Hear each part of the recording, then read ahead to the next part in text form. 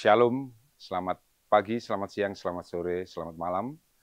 Saudara-saudariku pencinta Remas STMJ.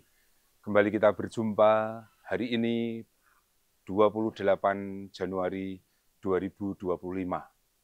Gereja Katolik mengajak kita untuk mengenangkan salah satu dari orang kudusnya, yaitu Santo Thomas Aquino.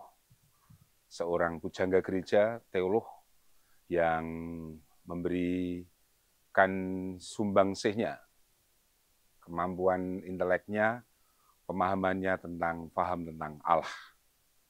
Allah itu adalah Allah yang penuh kasih, Allah itu adalah Allah yang melindungi, Allah itu adalah Allah yang menyelamatkan. Saya mengambil judul Taat Hukum Belum Tentu Selamat.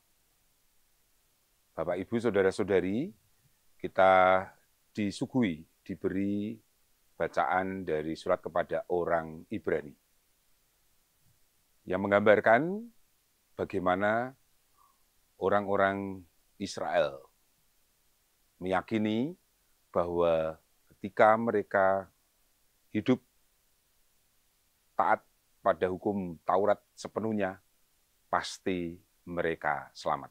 Maka mereka melakukan hukum Taurat secara presisi, secara saklek bahasanya, ketat. Karena kalau sampai meleset, mereka merasa tidak bisa selamat.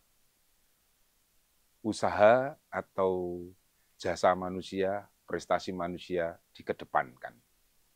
Menurut surat kepada orang Ibrani, justru taat pada hukum semata tidak menyelamatkan.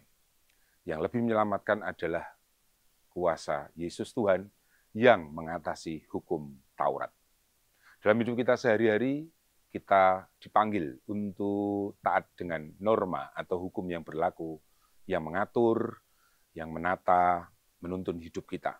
Tetapi hukum itu belum tentu membuat kita kemudian pasti oke, pasti lancar hidupnya, belum tentu.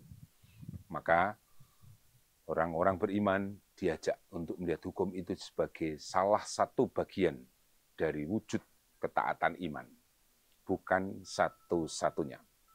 Bapak, Ibu, Saudara-saudari, pencinta renungan malam singkat Stella Maris Jepara, mari kita yakini bahwa di dalam perjalanan hidup kita, kita membutuhkan hukum, kita membutuhkan norma. Tetapi ketika kita menjalankan norma dan mentaati hukum itu, bukan berarti segalanya akan beres. Tetapi itu harus kita tempatkan di dalam perjalanan hidup kita sebagai orang beriman. Orang beriman taat kepada Tuhan dan pasti juga taat kepada hukum, kepada norma.